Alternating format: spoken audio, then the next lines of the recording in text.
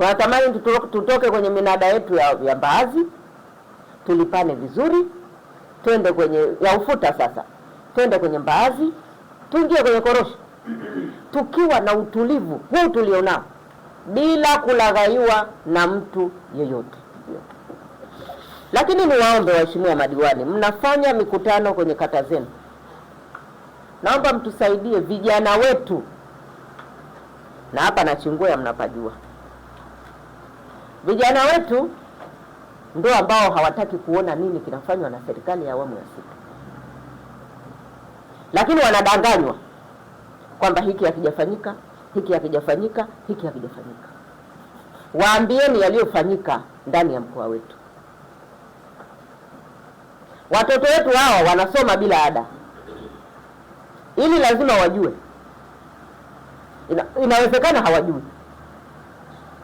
Walioko shule za msingi, walioko shule za sekondari, na wengine wako vyuo,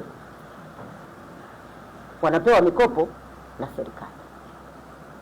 Wanatakiwa wajue.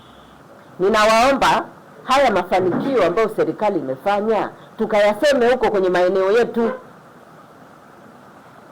Inawezekana watoto wetu wanaoambiwa kachome shule yako, na anakwenda kuchoma darasa analolisoma, hajui kinachofanyika, tukawaambie.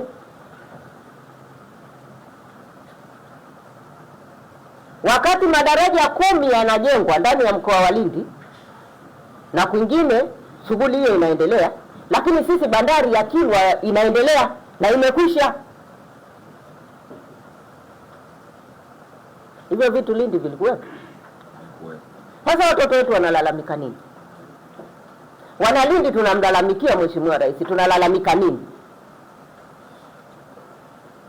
Atufanyie yepi? Ameangalia changamoto zetu. Watu wa Lindi hawapiti. Mvua zikinyesha wanalala njiani. Ndani ya mwaka mmoja madaraja yote yameisha.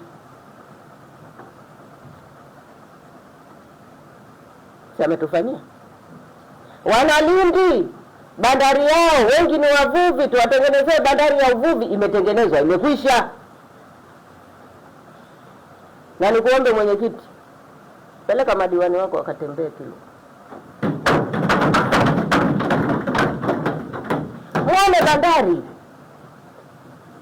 Mjisifie vitu vizuri ambavyo serikali yetu inafanya.